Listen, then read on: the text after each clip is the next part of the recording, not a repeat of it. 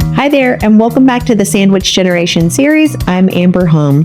Today, I want to talk a little bit about support. Like many of you, I pride myself on being organized in my business, in my family life, and being able to get things done on my own. But right now, I'm in the thick of it in my Sandwich Generation lifestyle, and it's time for me to raise my hand and ask for help. And I want to share some of the support that we've had and what might be helpful for you and your family. So how do you know when it's time to ask for help? You may not want to get to the point where you're eating a gallon of ice cream and drinking a bottle of wine on the couch and you're crying about this. And there's nothing wrong with that, of course. However, you may want to get ahead of this by figuring out what resources are available to you before you start to go downhill. So let's talk about resources, and let's talk about the first one that's probably most readily available to all of us, and those are family and friends. And what does that look like from a practical perspective? Because most people don't even know what they need. They don't even know what to ask. And most family and friends are readily available and they want to help, but sometimes we don't know what to tell them to do.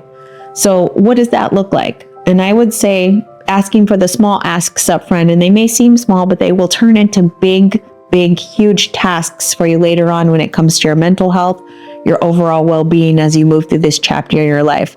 So for example, you may ask your sister to come over and watch Jeopardy with your mom while you take your daughter to soccer.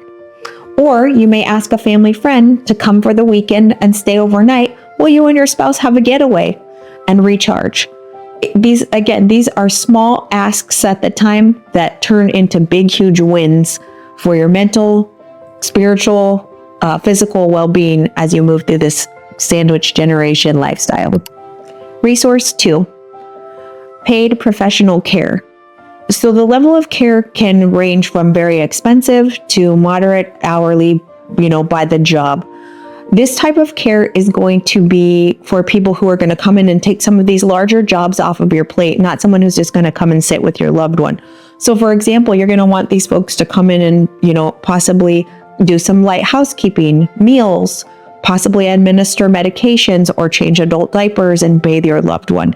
These are going to be larger tasks that if you're going to pay for, that you want to get some value out of this and really take some of this off of your plate. Resource 3, volunteers. This is a wonderful hybrid between family and friends and professional caregiving.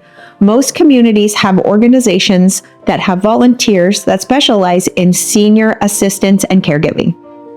Some of these organizations offer meal delivery and prep, companionship, and transportation for your loved one.